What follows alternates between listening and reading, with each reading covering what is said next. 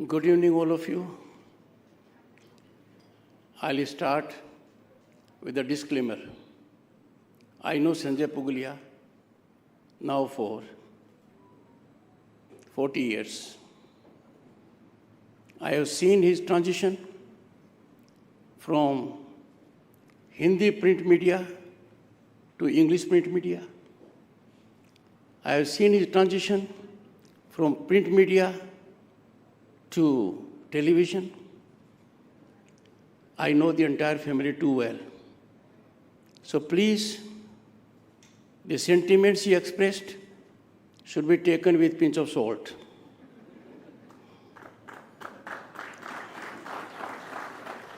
I say so, otherwise there may be many caveats. We have in the audience, apart from the awardees, very distinguished people. I need to make reference to them. Former Chairman SEBI, UK Sinha ji, a remarkable human being, brought expertise to his job. Sri Gopal Jain, a distinguished senior advocate, well educated, and doing a good job. I know Sushil Rungta, former Chairman SAIL, for 58 years. His presence compromises my ability to address you, but I'll pick up some courage. Then coming to Padma Vibhushan, the one and the only one, Amjad Ali Khan ji. Sir, you are a source of inspiration, source of motivation, and the handicaps I suffer because of presence of others are more than neutralized by you.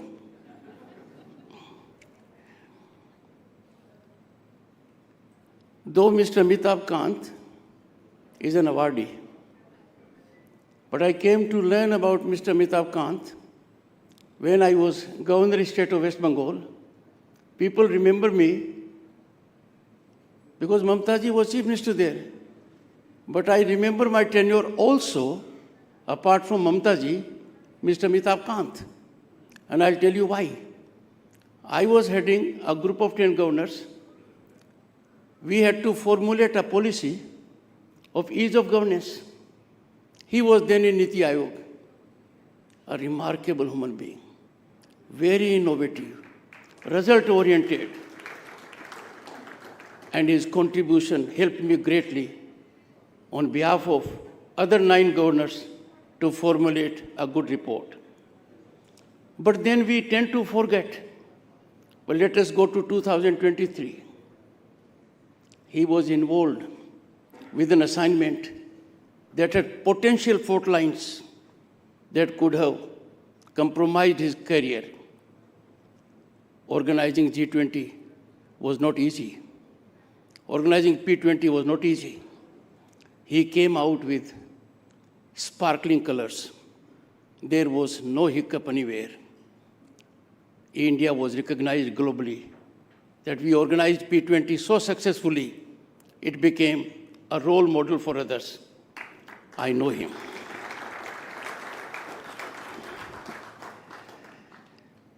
Well, this is an age where you must not ignore the younger generation. Doesn't matter if he happens to be son of your friend, Mr. Vipul Rungta.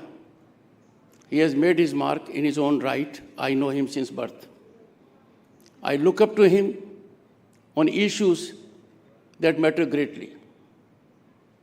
And last, not least, I was elected to Parliament in 1989. Mr. K.C. Tyagi, I came to know him. And ever since then, we have been in touch. K.C. Tyagi brings in politics a fresh air. He is antidote to adversarial behavior. He has no enemies in politics. I have admired him on numerous occasions. We were in the same political party.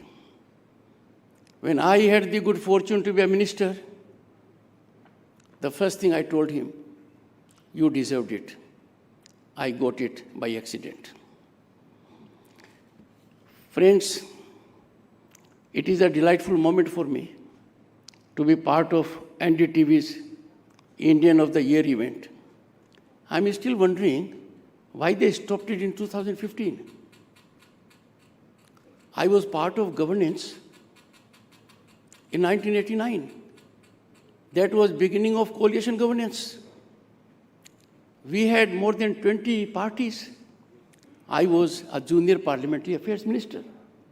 In 2014, after 3 decades, the country came to have single party majority. I thought it was a good occasion in 2015 to continue the program. Thereafter, it was not. But I am happy and delighted. It is back on the rails.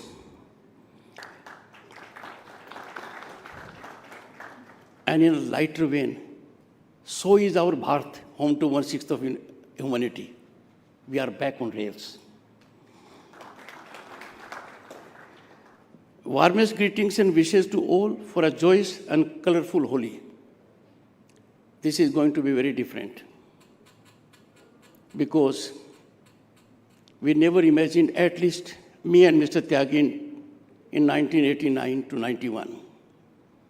We had to suffer the pain that to sustain our financial credibility, physical gold of this country had to be airlifted to be placed to 2 Swiss banks. And now I am told there may be a week where foreign exchange addition may be more than 6 billion. And it is now over 600 billion in total. So we face those changes. My congratulations to distinguished awardees. I can tell you, all of them have earned it. They well deserved of it. And when you have an award like this, then awardees become a source of inspiration and motivation for many others. It carries a stamp of credibility. Something that happened with respect to our civilian awards, Padma Awards. If an award is driven by patronage, if iconic status is generated by event management, then it doesn't have acceptability. I congratulate the jury for having chosen people who have really contributed to the growth, rise of this country. This award will inspire many to join our marathon march for a Viksit Bharat at 2047. Friends, the reverberation of Viksit Bharat is palpable in every corner of our great nation today. It is more than just a call to leapfrog into the future. It is a definite promise. It's a firm promise that in 2047, we will be a developed nation, meaning thereby none will be left behind. The development in this country in last decade has been plateau, not pyramidal. The benefit has accrued to one and all, and in every nook and corner of the country. Recent years have been a testament to India's journey from fragile 5 economies in the world. Fragile 5. We had the good fortune to be in the big 5, leaving behind Canada, UK, and France. It is a matter of time, and I can say less than 2 years, the country will be big 3 economies of the world, ahead of Germany and Japan. So our Amrit Kal, which from every consideration is our Gaurav Kal, in a sense, laying foundation for a developed nation in 2047. National mood in the country is one of hope and possibility. And why not? We have seen unprecedented economic rise. Those who claim to know economy, who were part of dispensation, and who thought and put it in public domain that rise will not be more than 5.5%, did not respond when the rise was over 7.5%. Then we have exponential infrastructure growth that is envied by the world. Bharat Mandapam, Yashobhumi, new building of parliament, our expressways. Just imagine where we are. Even from a global benchmark, we are in big league. Then, well spread out digital penetration. The benefit is available in the village, in tier 2 cities. People are reaching to a level where they never imagined. They are reaping dividends of it. And then upsurge and emergence of new vistas and opportunities. Our young people today have an ecosystem where they can exploit their energy and talent, their potential, and realize their aspirations and dreams. Affirmative governance has made it possible. Friends, when we look at the world affairs, India's image was never that high, and it is rising. G20 will be remembered for epochal accomplishments. African Union became a member of G20. India became voice of Global South. I can keep on going. Many achievements were there. The entire world witnessed 5,000-old civilizational culture of this country. This is where we are. India in the world is the only constitutionally structured democracy that is at all levels. At the village level, at the municipal level, at the state level, at the central level. We have robust judicial system.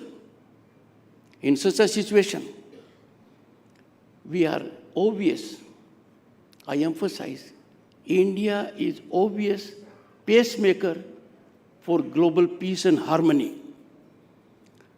Friends and Mr. Sanjay Pugalia, in such a scenario, media is eminently suited to be an agent, to convey right perspectives, to understand India, rather than be prey to orchestrated narratives seeking to taint, tarnish, and demean our image and institutions.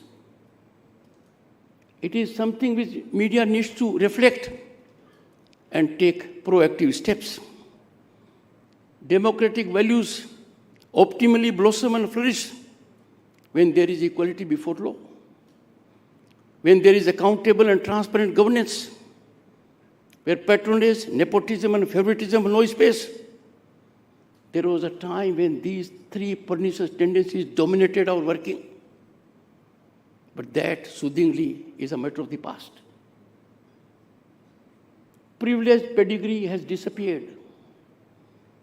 Equality before law is writing on the wall. Those who thought they are immune to law, they are above law, they are different than others, have realized it to their pain. What can be greater pain to a human soul?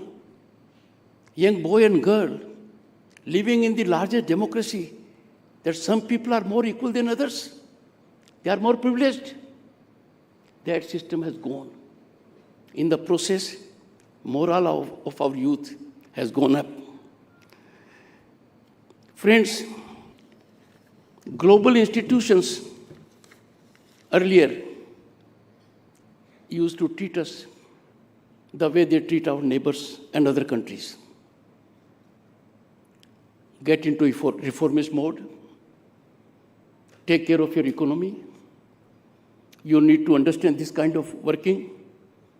What a big change. All global institutions without exception are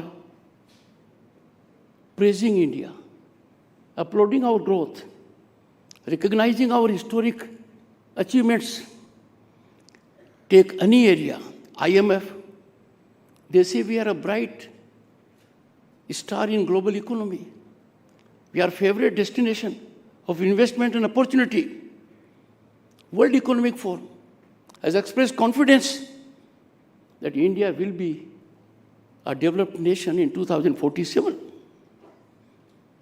India is at the cusp of immense possibilities. It is no longer a nation with a potential or a sleeping giant. It is on the rise. The rise is unstoppable. The rise is incremental. And the growth story transcends beyond skeptics. All this is because the country has affirmative governance policies, visionary leadership, a determined leadership that sees nothing but execution. And the execution is in the shortest time and a ground reality. Inclusive development with unwavering perseverance. Just imagine if these steps had not been taken. Where would have been today? Look at the pandemic COVID. But earlier to that, there was a massive banking inclusion. Can you imagine 500 new bank accounts? People have not seen a bank. They thought it was difficult for them to have an account. They had. I don't wish to go to other social parameters. Like every house has a gas connection, a fresh water tap, it has or it is on way to getting it, a toilet.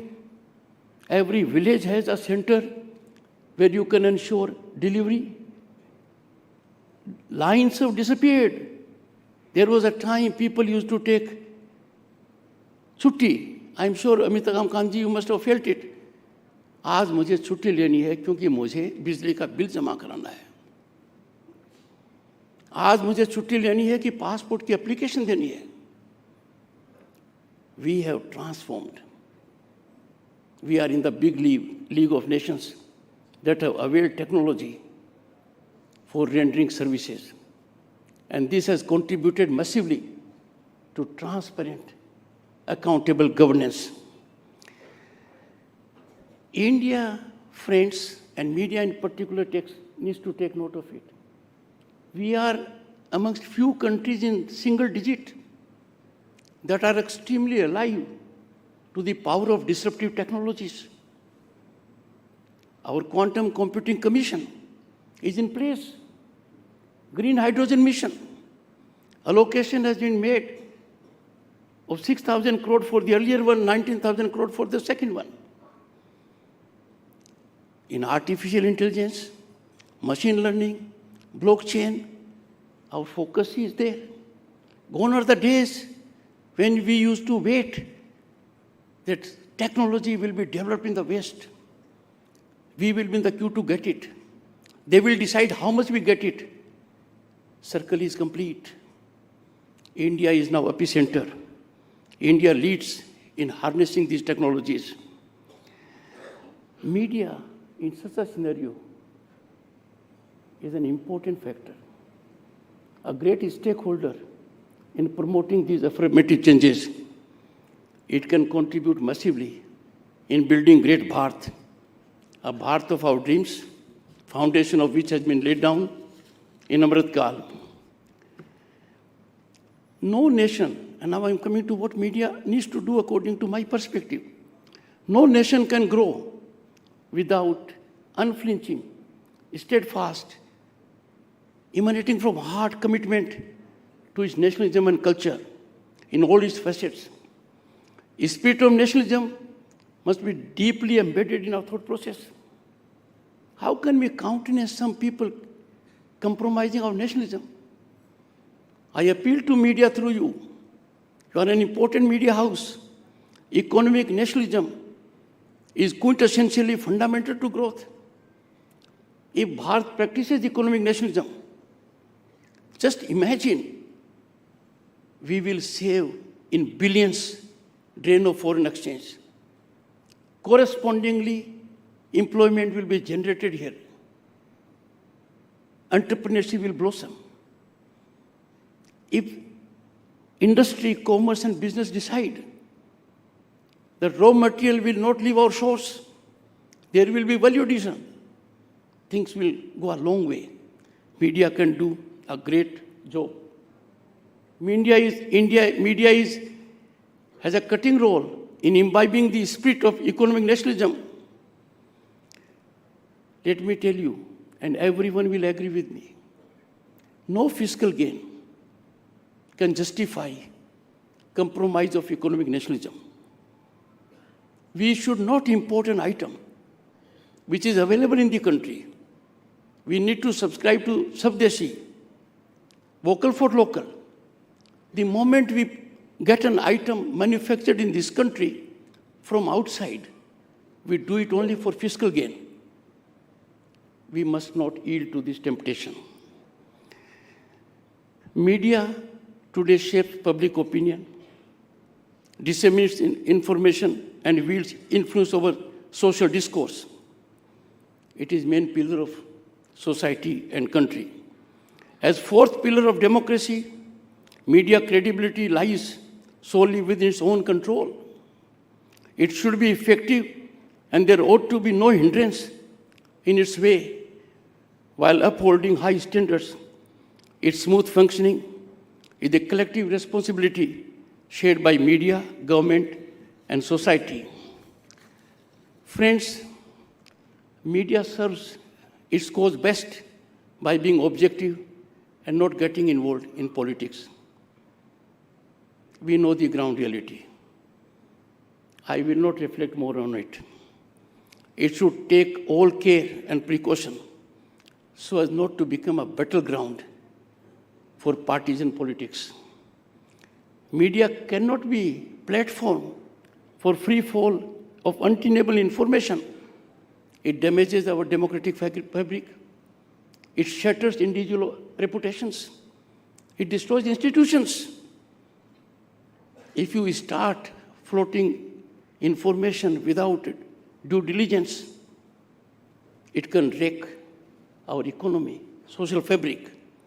How can we have in vibrant, robust democracy like ours that media will give wings to any kind of misinformation? It has to be neutralized, and that I'm sure media should be doing. We are living in times where public is extremely aware. Informed public is the spinal strength of democracy. Misinformation can be ruinous. Media is a natural watchdog to contain and curb such free fall of misinformation and falsehood. If media does not do it, then who will do it? There is urgent need for media and media houses to reflect and have a mechanism in this direction. Fearless, informed, independent media is the safest assurance to nurturing democracy. Let me tell you, I'll make one reference only. Citizenship Amendment Act. Debate is taking place. It is in high decibel.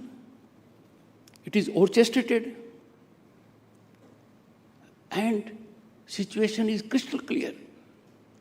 Citizenship Amendment Act does not deprive any Indian citizen of his or her citizenship.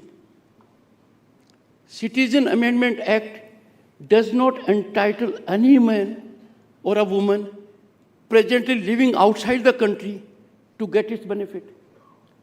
Citizenship Amendment Act is a reprieve to those persecuted who are in this country for more than a decade, and there are several decades also for some.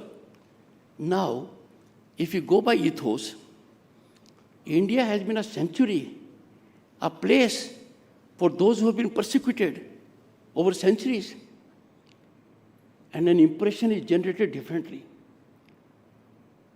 Media in such a situation has to play its role. Why role is not being played in proper perspective? Because partisan alignments. It is good to speak from a platform that media's ethics is this, but people practice it. I'll be quoting more trouble if I get into more details. And a smile by Mr. Amitabh Kant says that it is good to be discreet on occasions. Media cannot be a registered, recognized, or unrecognized political party. Media has to do its job. We saw a decade ago some people in the media leveraged decision-making of a high caliber. It went to the extent of positioning in the cabinet, in the government. Media should not be a power broker. Media has only to do its job. Fourth pillar of democracy is also accountable. I appeal to everyone in the media. We are having a Bharat today, home to 1/6 of humanity. The world is looking at us. The world is looking at us with hope, optimism, and confidence that Bharat is a stabilizing force. We have a visionary Prime Minister who has been invited by both the parties to a conflagration. We are vindicating our age-old ethos of peace and harmony. I am sure media will engage into self-regulation. I will appeal to media in particular. Our young journalists in the villages, in tier 2 towns, in states are doing a great job. They are excellent. They are human resource of unrivaled nature. India has a large category of veteran journalists. This group constitutes a global think tank. By and large, our journalists are ethically oriented. They are passionate about their work. When everything is right, how can pudding be spoiled by some? And that media should come forward by your self-regulation. Friends, tonight we came together to recognize the Indian of the Year. And I can tell you each one of them merits it. Let us not only applaud their achievements, but also recommit ourselves to the values they represent: integrity, resilience, and relentless pursuit of excellence. Let me tell you, it is not easy to be Indian of the Year. If you are doing outstandingly well, your peers are not kind to you. They will be epicenter to handicap your working through several ways. You can be collaterally damaged. If in such a scenario and challenge, if people have performed, it is our national duty to applaud them, praise them. Thank you, Sanjay. Thank you, NDTV, for providing a platform to shine a spotlight on these remarkable individuals and organizations. Together, let us continue to build a stronger, more prosperous, and more inclusive India. And I can tell you, in conclusion, we are proud of our institutions. Executive, the world recognizes India's executive prowess, led by Shri Narendra Modi. The world recognizes power of our Indian judiciary, robust, effective, expeditious, independent. The world recognizes power of our legislature in states and in parliament. I therefore appeal to the fourth pillar of democracy that is performing well, but to come to that level, to be in sync, to ensure that marathon march of every Bharatiya, marathon march for Bharatiya 2047 succeeds beyond our imagination. Thank you so much.